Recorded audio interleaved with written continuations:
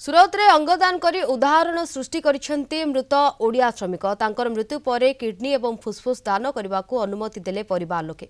मृत श्रमिक जगन्नाथ प्रसाद थाना बिडीपुर पंचायत सोरिसमूल गाँव संबर स्वाई बोली जनापड़ी। प्राय 15 वर्ष धरी सुरत सूता कल काम करुथिले संबर। तेबे समरा रहुथिबा उलिया पहाड़ स्थित भड़ा घरे उपर महलार ओह्लाउथिबा बेले गोड़ खसी जिबारु से गुरुतर आहत होइथिले। सेठारु तांको निकटस्थ सरकारी सिविल हॉस्पिटल में भर्ती करा जायथिला।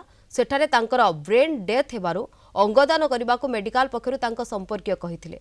परिवार लोकंक सहमति क्रमे संबरांकर किडनी एवं लंग्स दान करा जायछि। द्वितीय महला भी से खसी पड़ी जोटा कि मुंड आघात है से सरकारी सिविल हॉस्पिटल सूरत जॉइन कले।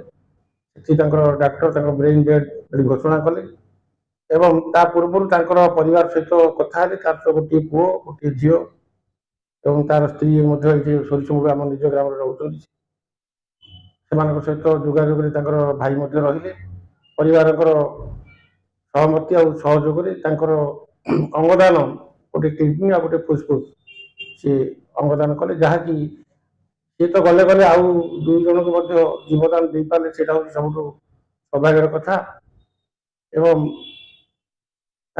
सी बोधे सब आज संध्या भितर पहुंचो सी निज तार निज सोरिसमूल ग्राम अंतिम संस्कार करा